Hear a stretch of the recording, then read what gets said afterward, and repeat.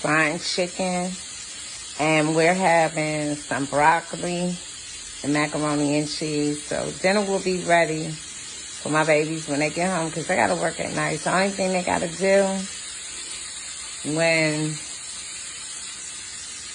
I get home is make their plate. I mean, when they get home, I said they can make their plate. So, who's still frying chicken in a frying pan? I'm a 1960s baby. I was born 7 days before the year was out of 1967. 12/22, but I'm just saying, who's still frying chicken in the frying pan?